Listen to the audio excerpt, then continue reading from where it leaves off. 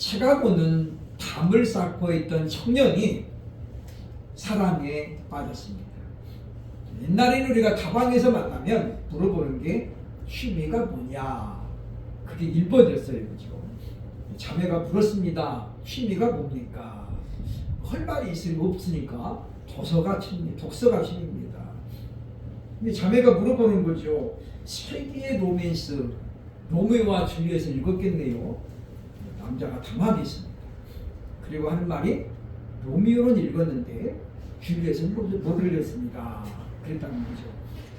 얼마나 책을 안 봤으면 로미오와 줄리엣인데 이거를 한 권으로 보지 못하고 두 권으로 봤다는 거예요. 그래서 하나는 읽고 하나는 못 읽었다라는 이야기죠.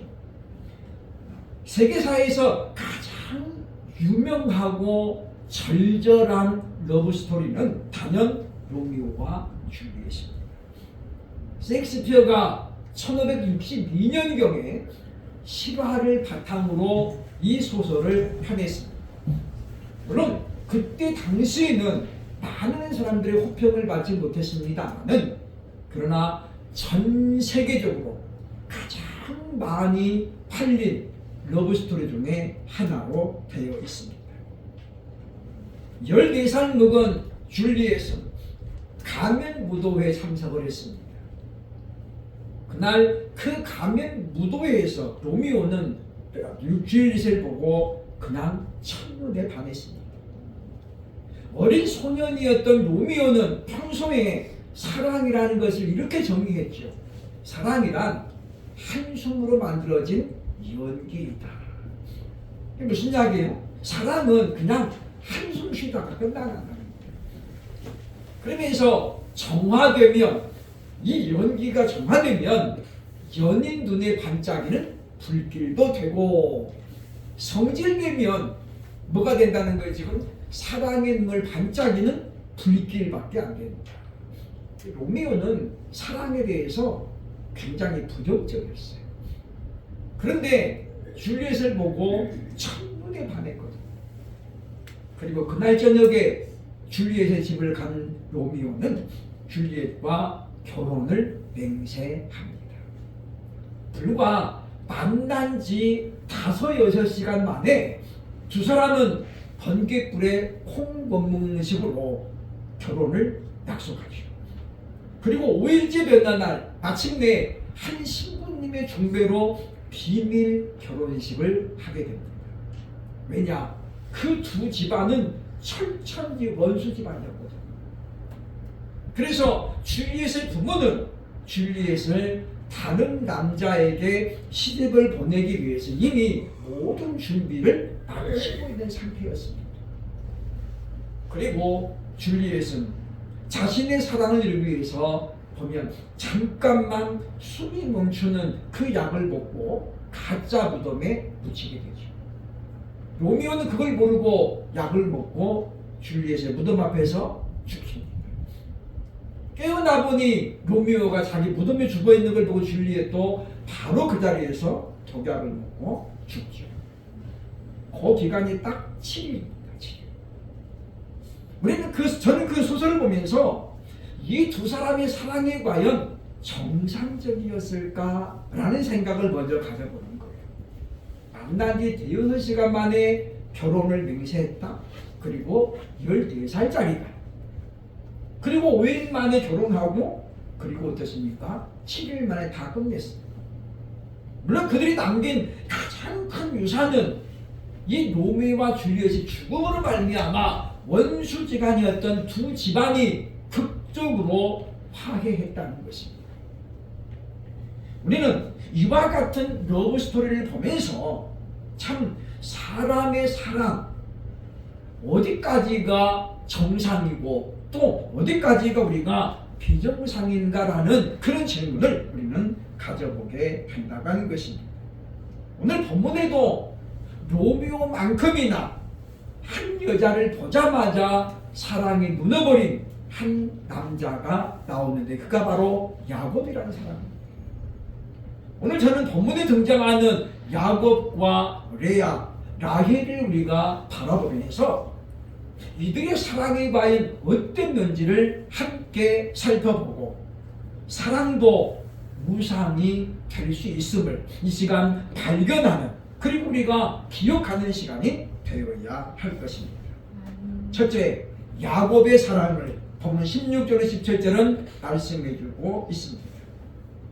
로미오가 이 줄리엣을 보고 반한 건 뭐였습니까? 순전히 아름다운 자태였습니다.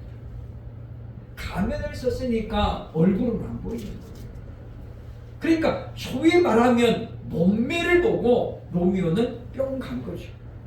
그렇다면 성경에 보면 야곱은 이 라헬을 보고 무엇 때문에 결혼을 결심했는지 우리는 먼저 생각을 해야 할 것입니다. 형 에서를 두려워해서 야곱은 지금 외삼촌 라벤의 집으로 도망을 갑니다. 그 거리가 무려 500km입니다. 여기서 서울에서 부산까지 가는 거 더 먼 거리예요. 어쨌든 형 에서가 두려웠습니다. 그래서 야곱은 그냥 뒤도 안 돌아보고 도망을 갔죠. 그리고 외삼촌에 들어간 집에 들어간 야곱의 눈에 라헬이 띄었습니다. 성경은 그를 이야기합니다. 이 야곱이 라헬을 위하여 7년 동안 라반을 섬겼다. 그러나 그를 사랑하는 까닭에 7년을 단 며칠같이 여겼더라라고 이야기합니다. 그렇다면 이 야곱이 이렇게 라헬에게 반해버린 이유는 과연 무엇일까요? 야곱이 라헬을 관찰했던 기간은 전부에서 열흘입니다. 왜냐? 이 먼 거리를 온 조카 이 야곱을 보고 라반이 이야기합니다. 그냥 좀 쉬어라. 그래서 열흘이 지났습니다. 라반이 이야기합니다. 아무리 네가 내 조카지만 어찌 공으로만 여기서 살겠냐. 그때 야곱이 마치 기다렸다는 듯이 내가 외삼촌의 둘째 딸 라헬을 사랑하오니 그를 내게 주십시오. 그러면 내가 7년 동안 라반을 삼촌을 섬기겠다라고 이야기를 했습니다. 그래서 계약이 생성된 거죠. 그러면 야곱이 그렇게 지금 이렇게 결단하게 된 배경이 무엇이냐? 오늘 성경은 이렇게 이야기하고 있습니다. 17절 보면 레아는 시력이 약하고 라헬은 곱고 아리따우니라고 말하죠. 고운 데다가 아리따웠다. 히브리어 원문에 보면 아리따웠다라는 말이 성적인 매력이 넘쳤다라고 번역을 하고 있습니다. 그러니까 여자로서 느끼는 매력이 바로 이 라헬에게서는 야곱에게 묻어났다는 거예요. 그러니까 열흘 동안 아니 열흘 이전에 야곱이 라헬을 파악할 수 있는 기회는 전혀 없었어요. 왜냐? 처음 봤잖아요. 우리가 누군가를 사랑하고 또 누군가를 우리가 교제할 때에 물론 우리가 외적인 것을 전혀 안 볼 수는 없습니다. 그러나 그것만이 핵심적인 요소가 되면 그것은 결코 아름답게 연결되지 않음을 우리는 이 야곱을 통해서 볼 수가 있다고 하는 것입니다. 야곱의 사랑이 정상적이 아니었다는 것을 나타내는 것은 몇 가지 증거가 있는데 하나는 7년이라는 노동력이에요. 당시 근동 아시아 지방에서 신랑이 신부를 얻을 때는 소위 말하면 지참금을 가지고 가는데 이때에 야곱이 제공한 뭐였냐면 무려 평소의 4배의 4배의 지참금을 내고 아내를 지금 맞이하려고 했던 것입니다. 선지자 호세아는 이스라엘의 멸망을 보면서 이 야곱의 이야기를 꺼냅니다. 호세아 12장 12절에 보면 야곱이 라헬을 아내를 얻기 위하여 사람을 섬겼다라고 이야기해요. 선지자 호세아는 야곱을 알고 있죠. 왜냐? 이스라엘의 조상이니까. 그런데 호세아의 기억에 야곱은 누구로 잡아 있는 거예요? 지금 아내를 얻으려고 하나님 대신에 누굴 섬겼다고요? 사람을 섬겼다라고 이야기합니다. 그래서 야곱의 사랑이 지금 우상으로 가고 있다라는 것을 성경은 우리에게 말씀합니다. 그러므로 야곱에게 라헬은 단순한 아내가 아니었습니다. 그는 야곱에게 라헬은 누구였어요? 하나님이었어요. 내 인생에 당신이 전부야.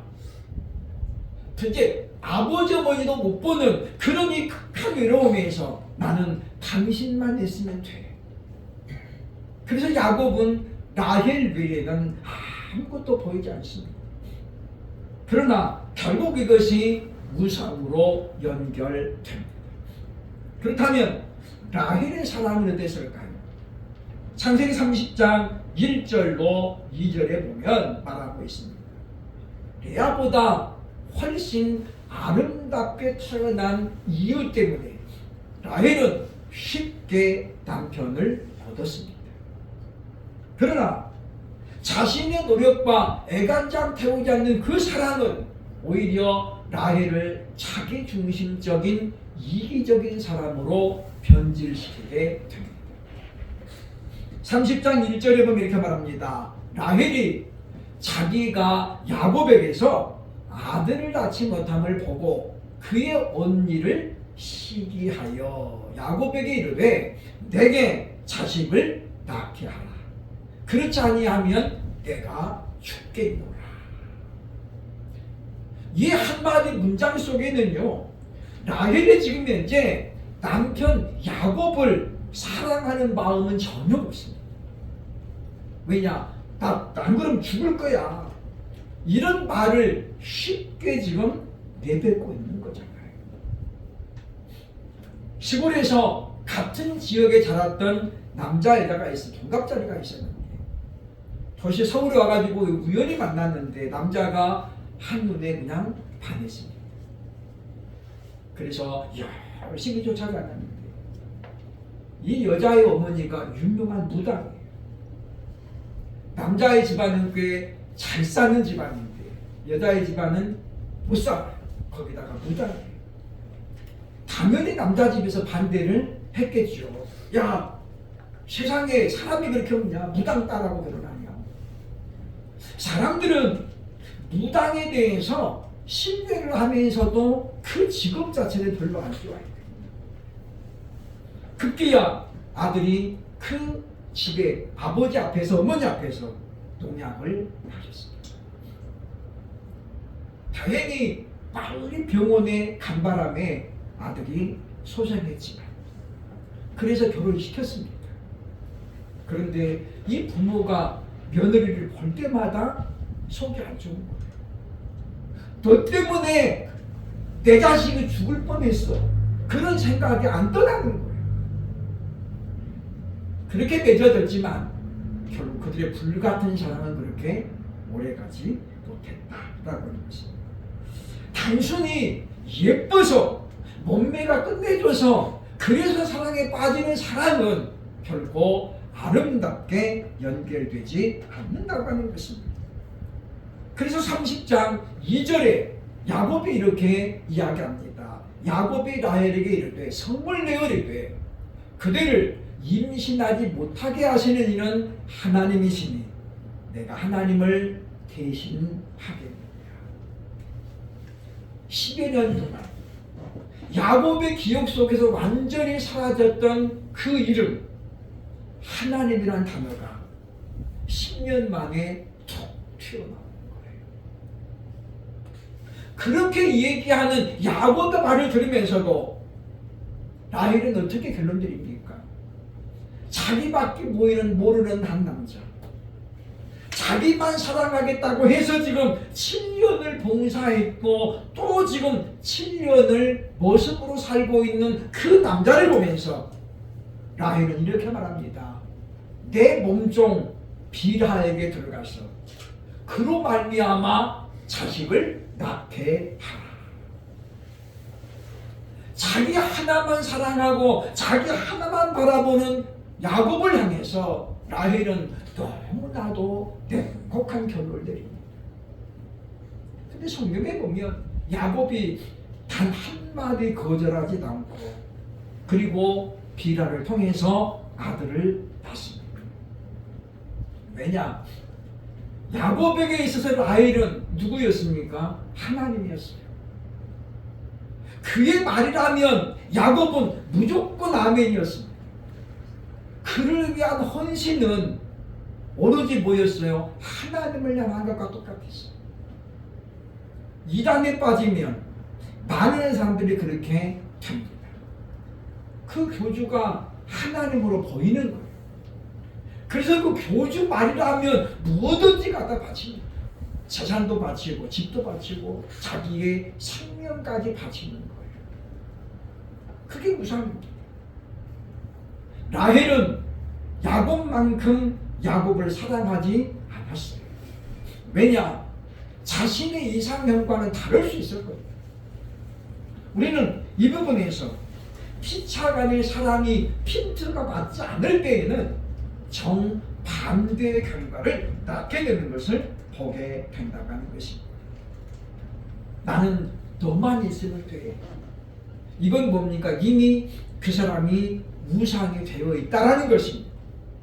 우리는 그래서는 안 됩니다. 오직 예수님만이 나의 유일한 구원자요 나의 소망이라는 그 생각을 우리는 항상 기억해야 할 것입니다. 실제로 레아의 사랑입니다.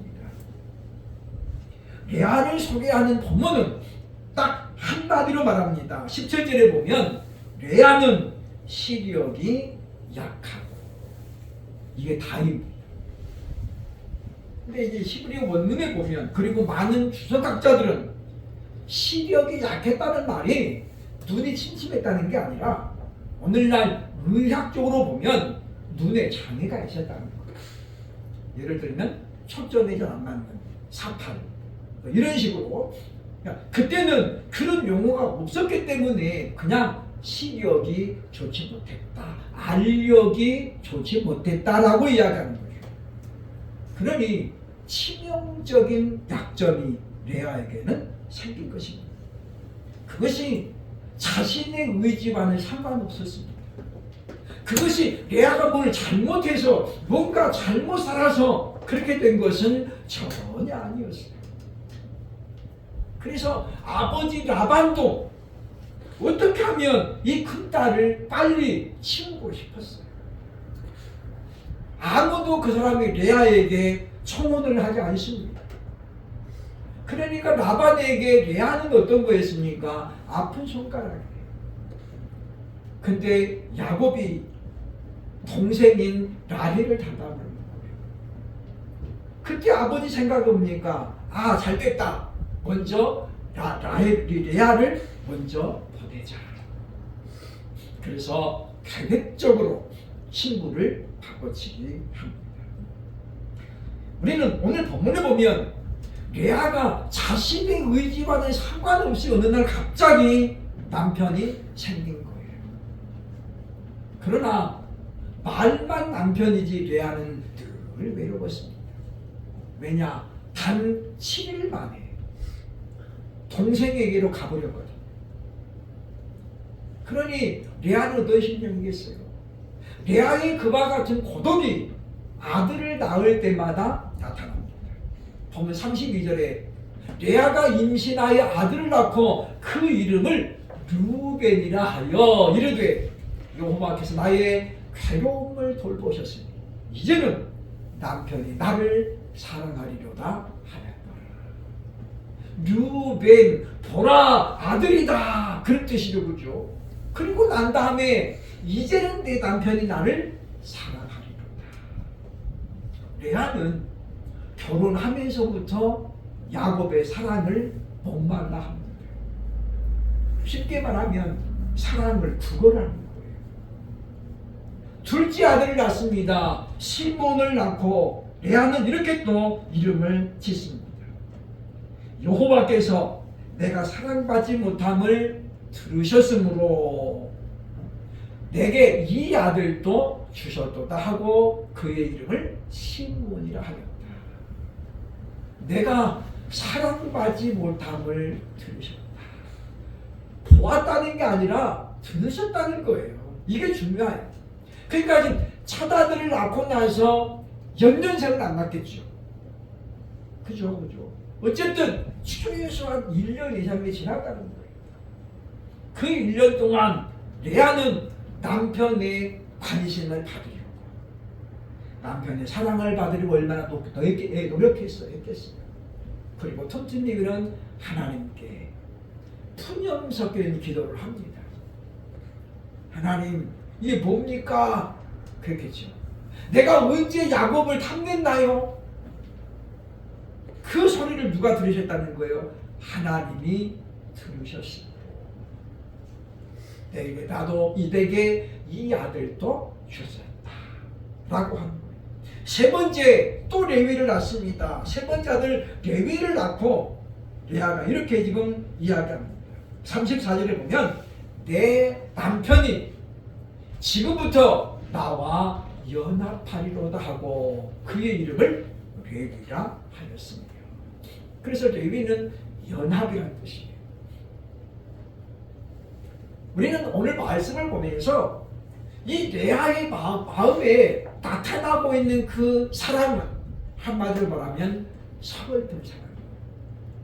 그랬던 그가 넷째 아들을 낳습니다. 그리고 이름을 유다로 짓죠. 35절에 보면 그가 또 임신하여 아들을 낳고 이르되 내가 이제는 여호와를 찬송하리로다 하고 이로 말미암아 그가 그의 이름을 유다라 하였고 그의 출산이 멈추었더라. 첫째, 둘째 세대까지는 오로지 목적이 뭐였어요? 남편이었어요. 나 좀 봐줘. 내가 본부인이잖아. 그런 그 남편은 오로지 뭐예요? 라헬만 바라보고 있는 거예요.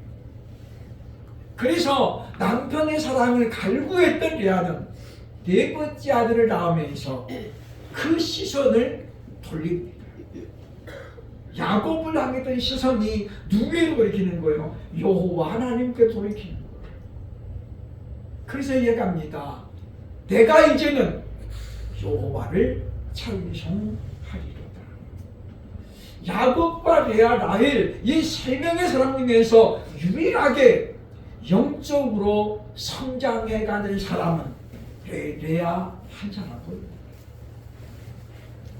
우리는 본문을 보면서 그리고 레아를 보면서 어쩌면 우리가 예수님을 믿는다고 하면서도 우리는 자꾸만 이 레아의 어릴 때처럼 사람에게서 소망을 발견하려고 사람에게서 행복을 맛보려 하는 그런 상태가 아닌지 생각해 볼 필요가 있다고 하는 거예요. 그러나 사람은 절대 우리에게 영원한 행복을 줄 수 없습니다. 온전한 기쁨은 사람에게서 오는 것이 아니라 하나님께로부터 온다고 하는 거예요. 오늘 본문에 그의 출산이 멈추었더라. 무슨 이야기입니까? 하나님께서 이제 레아가 하나님을 바라보는 시각으로 옮겼더니 하나님이 그때 출산을 멈추게 했다는 거예요. 아무도 돌보지 않았던 레아, 그의 아버지의 사랑도 받지 못했던 사람, 그리고 자식을 4명이나 낳았음에도 불구하고 남편의 사랑을 받지 못했던 레아. 그런데 성경에 보면 바로 예수 그리스도의 조상인 유다가 바로 이 레아를 통해서 왔다라고 성경은 우리에게 알려줍니다. 그러면 우리는 이 세 사람의 사랑을 보면서 야곱만이 절절하게 라헬을 사랑했습니다. 그리고 레아는 그 남편 야곱을 바라보면서 사랑받고 싶어 했습니다. 그러나 결론이 무엇입니까? 결국은 레아는 사람에게서 행복을 추구하지 아니하고 남편이 나의 전부가 아님을 깨달았습니다.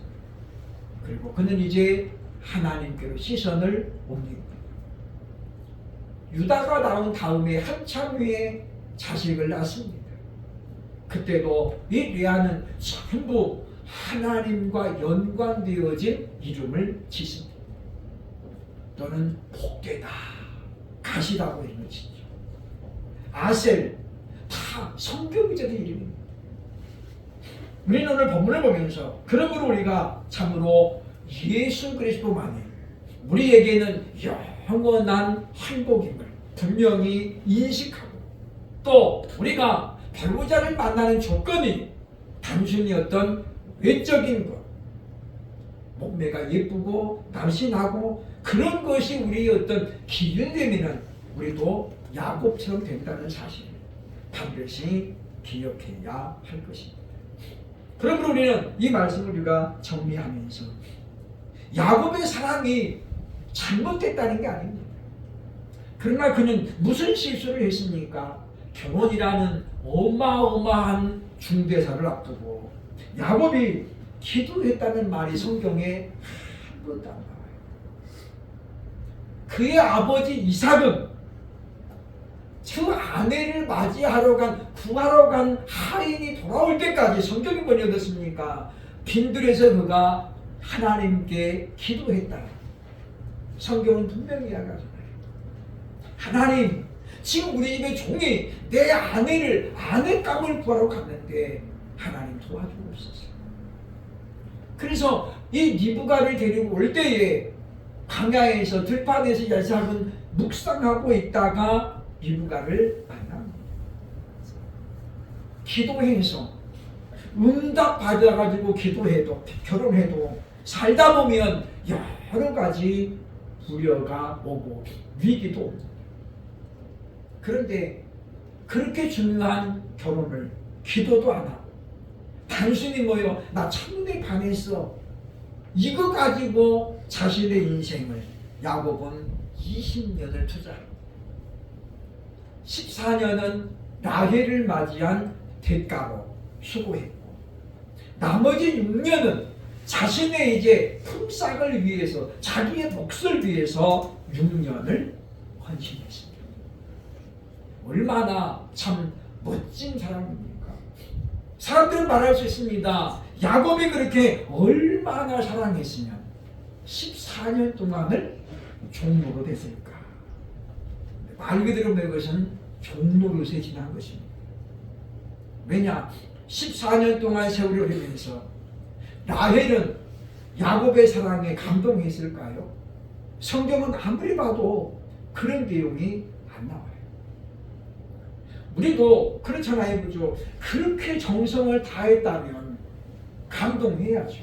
근데 라헬은 그게 안 되는 거예요. 왜 안 돼요? 자기밖에 없다더니. 그냥 말 한마디 했더니 비라하고 잠자가지고 아들을 둘 낳네. 그 라헬은 뭐예요? 배신감을 느끼는 거예요. 그래, 이 남자는 내 말이라면 뭐든지 할 거야. 그런 믿음도 있었지만은 뭐예요? 상대적인 박탈감을 느끼는 거예요. 무슨 남자가 한번 안 해봐도 안 된단 말도 안 하고.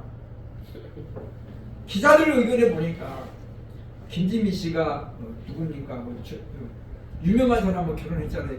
최 무슨 이혼했잖아요.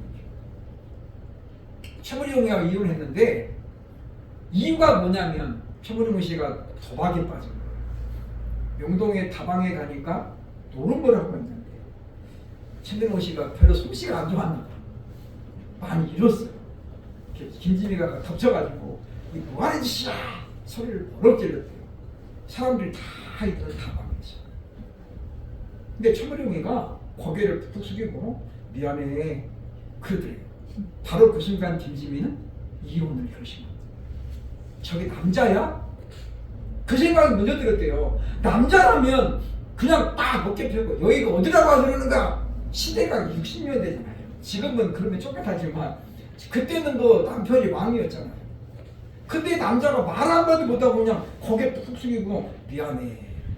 그 순간에 김지미 생각에 이 남자한테 내가 인생을 못 맡기겠구나. 쫑뺑이네, 쫑뺑이. 그래서 그냥 바로 이혼을 결심합니다. 어떻게 보면 참 여장부 같기도 하죠. 어쩌면 라헬은 그런 남성을 기대해 줄 수 있어요.